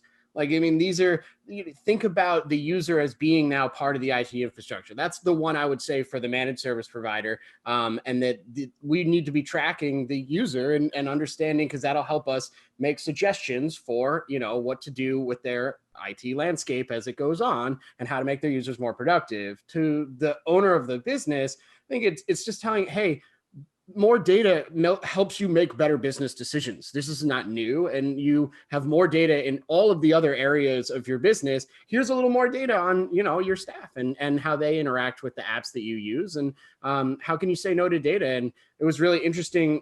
Tim Weller over at Datto, the CEO over at Datto, he said, Datto moved 100% remote, and they're still 100% remote now. He said, it's actually not as difficult to identify the worst 5% or the least productive, I should say, 5% of your staff. He actually says when you're working from home, it's impossible to find the top 5% of your staff. And this product does the same thing. I mean, just as what's good is also, what's bad, you can find both areas. And you'll find some absolute all-stars that you need to elevate in your company. And you need that data so that you can continue to elevate your rock stars and have awareness of when they're kicking butt. So am I the only one when you said think of the user as part of the IT infrastructure that really was like got this vision of Morpheus in his head telling people that they're going to be part of the Matrix and be a debugger? You took the pill? You took the red pill? Take the blue one. You won't regret it. A few last minute questions before we wrap up, because I know we're almost out of time.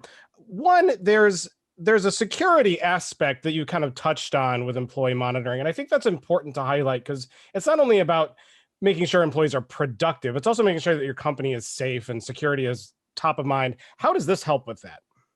Well, I mean, the other part of this product, so that's Triton is the productivity monitoring. The other part of the product is Archon, which is a content proxy-based content filter. And this is just simple keeping people's internet on the road. I mean, this is the self-driving of the internet, where it's like, hey, somebody wants to click on a domain that's been registered 18 seconds ago. It's like, well, there's no way that could be legitimate. Like, why would anyone do that?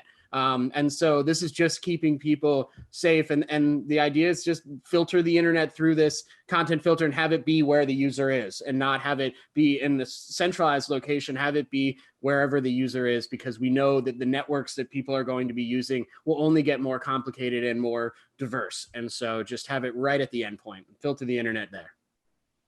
Excellent. And so how would you, this kind of going back to some of the more personal side of it, but it's worth asking, how do you square using a product like this for employee monitoring in an organization that has a bring your own device policy, for example? How do you deal with that? Trickier. I personally don't love the bring your own device. If I was a managed service provider, I would try to steer clients away from that as best as you could, because we've got a whole bunch of software that you want to use as a managed service provider to keep people safe and to keep people productive and doing what they want to do. And I just don't feel as comfortable installing all of that stuff on people's personal devices. And I don't really want to manage their personal devices because I have no idea what they're buying. I have no idea what they're going to come up with. So on that regard, I actually think it's just, quite frankly, it's just complicated.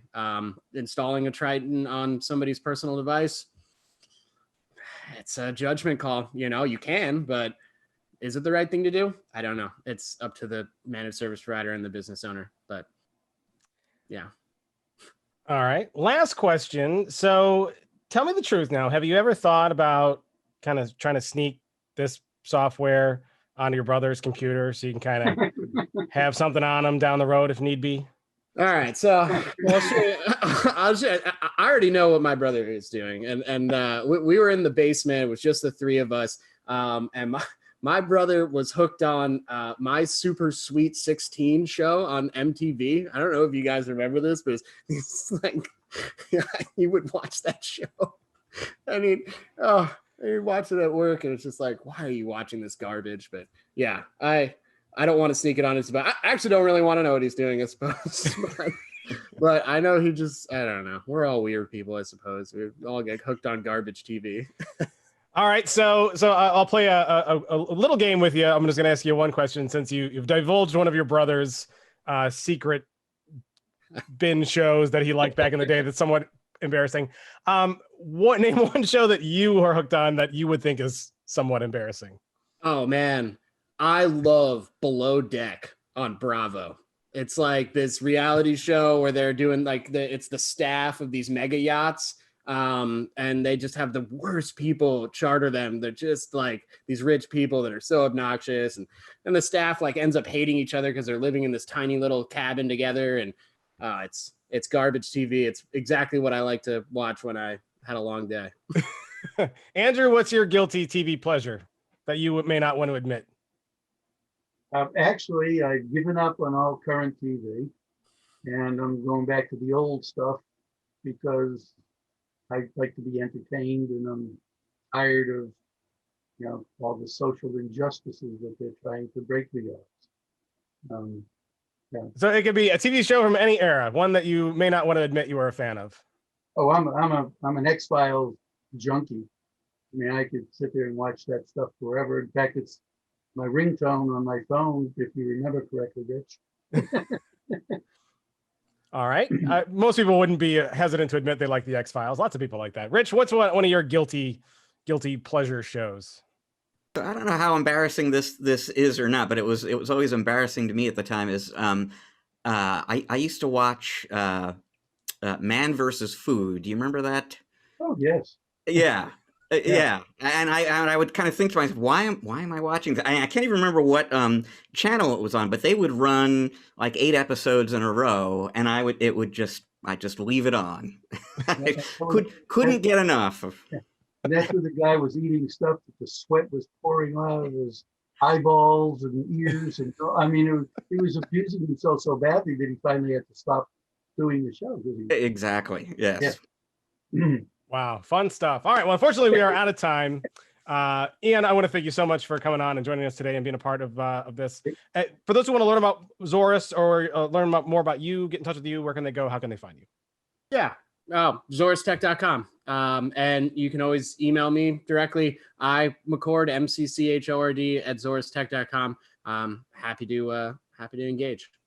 Awesome. Well, thanks again for being on. I really appreciate it. Hopefully we'll get you back on someday to talk about other things that you guys are doing in this space down the road. And with that, we're going to take a short break. When we come back, Andrew Sampson is going to join us on the other side for some regular end of the show features and a little bit of fun as well. Stick around for that. We will be right back.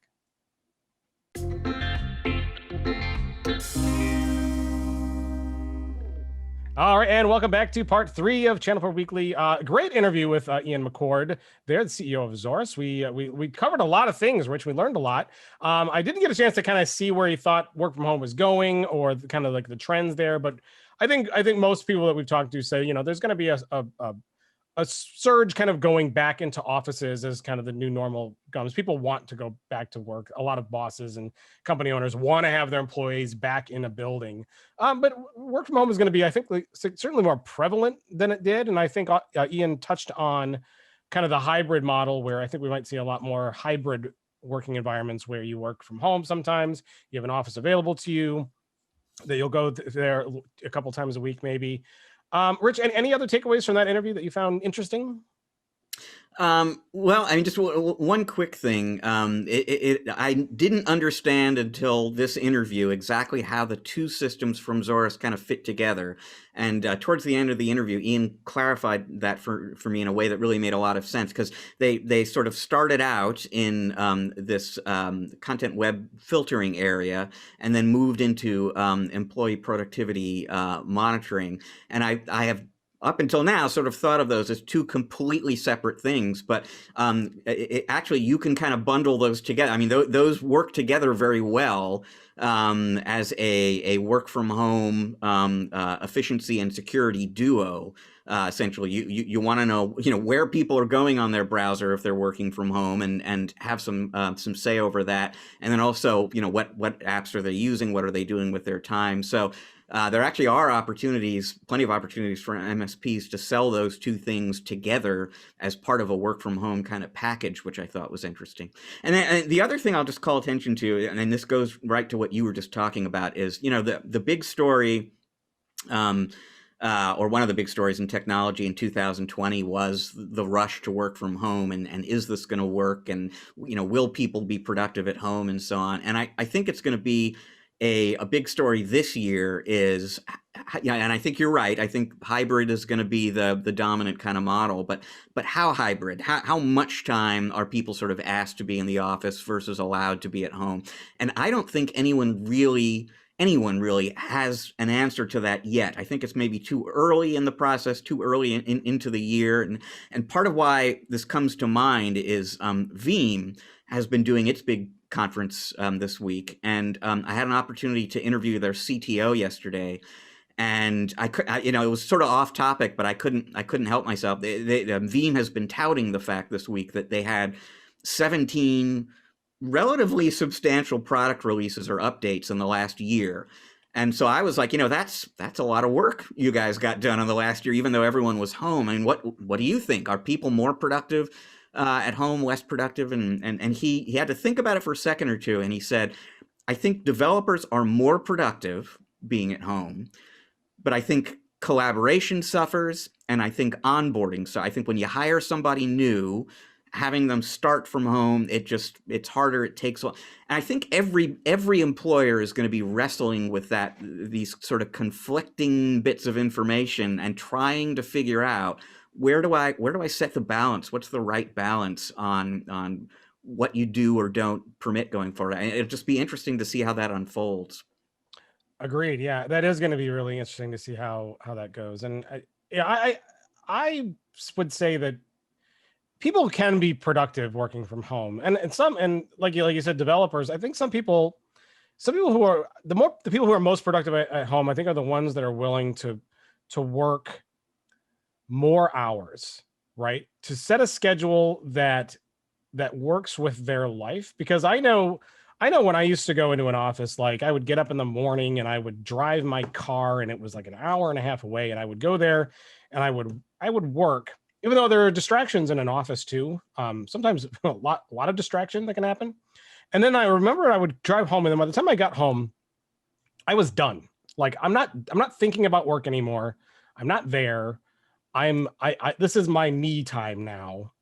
But when you work from home, Rich, and I am sure you know this too, like you're almost kind of always at work in a sense, but you're willing to, because you don't have that commute, you're willing to put those extra hours in that you would have commuted into being just more productive. Like I don't have to drive somewhere. I can just start a little earlier and get a little bit more done, or I'll work at 10 o'clock at night, or whatever. Not a big deal. I think that plays into that, but that really depends on the person. You know what I mean? Yeah, I mean, I would say, and unfortunately, I don't have a specific study at my fingertips, but I've definitely seen research studies, we probably all have, that show the average work from home employee feels, at least, as if they have been working more hours per week, say, in the last year since they went home, because that the work is always there, basically.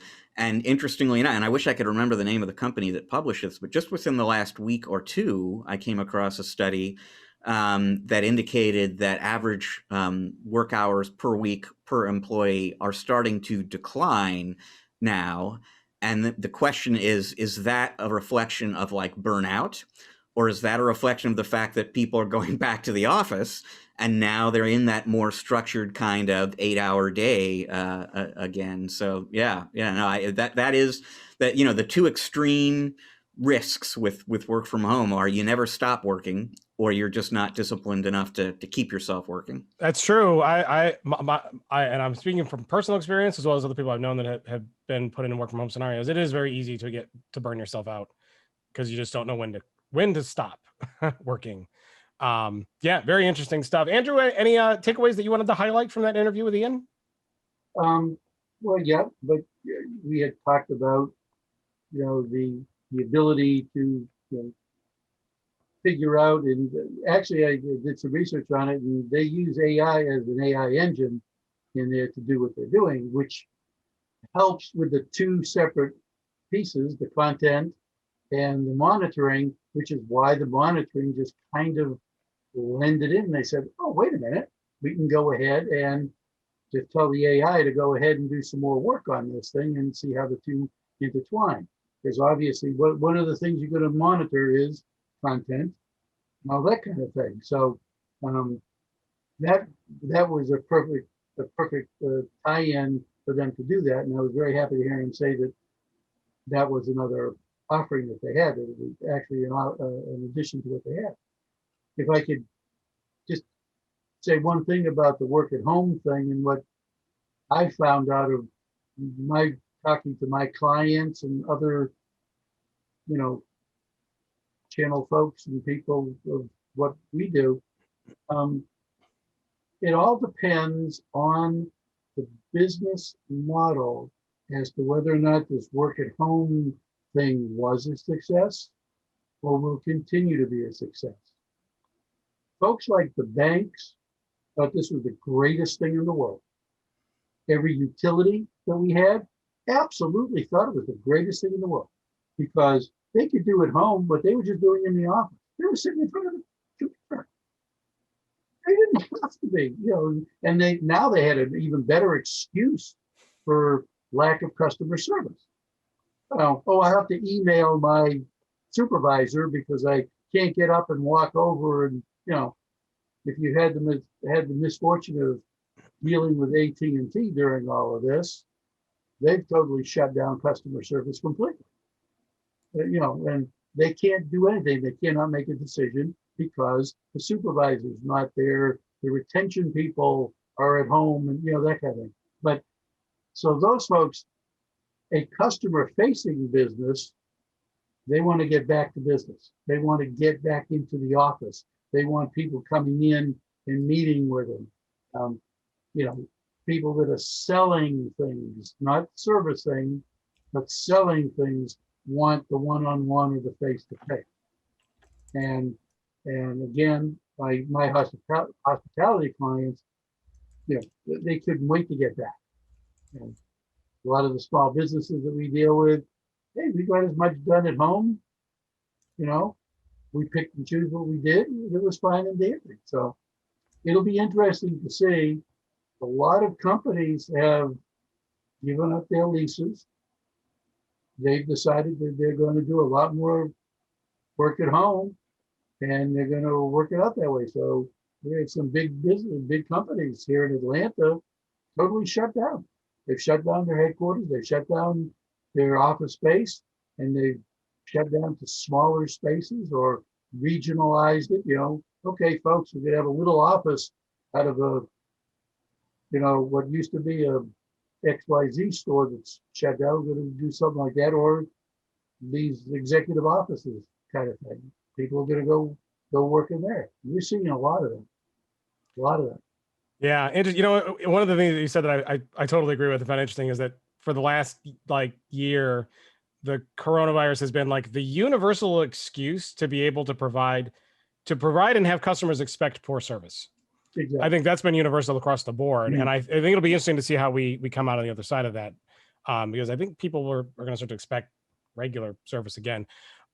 Rich, I also want to say too that if I'm ever involved in a company where we have employee productivity monitoring like that, I'm going to come up with a list of the strangest URLs I could possibly think of to make whoever has to monitor me as uncomfortable as possible, because that would be funny. Rich, we've got a few minutes.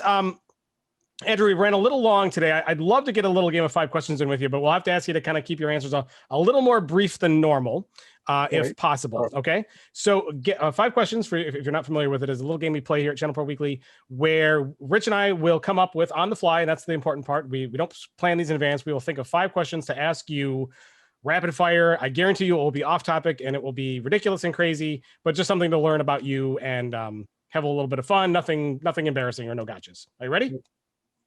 Well, I have to go get that adult beverage first. Go ahead. All right, Rich, question number 1 to you. You know what, Andrew, the number one cliche about Atlanta is that every street is named Peachtree this or Peachtree that. Is that like this annoying thing that people from outside Atlanta can't stop talking about, or is there actually some truth to that? There's absolutely some truth to that. Yeah, but we are the peach state, quote unquote, even though we really aren't the number 1 producer in peaches. So, but yes, there's 8,000 of them. Yes. All right, I'll stick with that vein on question number 2, and I'll stay peach related. What is your favorite thing to consume that contains peaches? Does it have to? Obviously, I'm a peach pie person, but I just like regular peaches. Just give them off the tree, let me go to them, kind of thing. Plain old peach, Rich. Question number 3 to you. Favorite golf course that you have either played or just been to? Well, I have played Augusta National. Ooh. It's kind of amazing. Yeah. Here in Atlanta, actually, we're one of my current clients has just done their golf course at the Rivermont Golf Club. It's just an absolutely gorgeous course. It will be as tough as you want it, and as comfortable as you want it. And those are a couple of my favorite. Yeah, I mean, I've got dozens to choose from, unfortunately. All right, I'll take question number 4 in the golf related. Oh, sorry, Andrew, I didn't mean to interrupt you. Go ahead. None of which have improved my game, by the way. Go ahead. All right, I'll keep question number 4 golf related in a way. If you were forced to protect yourself and defend your life from a bear while on the golf course, which club would you choose? I'd have to take my very large driver. It's the longest club you have in the bag. It's got the biggest mallet on the end of it, and hopefully, when I throw it at him and run away, that'll be okay. All right, Rich, from golf to defending yourself from random bear attacks on the golf course, where are you going to take question number 5? And as your caddy, Andrew, I was going to recommend driver. So thank you. Well, actually, all I wanted to do was outrun you. Yeah, exactly. How big a faux pas is it in Atlanta to order a Pepsi? It's getting less faux pas-ish, to be quite honest with you. But since a soft drink in Atlanta is automatically a Coke, there are, but as Coke does things like they've been doing lately with their social justice stuff, more restaurants are changing from Coke to Pepsi.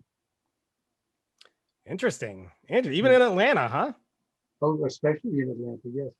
Wow, crazy. You learn something new every day, which is exactly why we play 5 questions with our guests, so we can learn interesting things that we may not have otherwise known.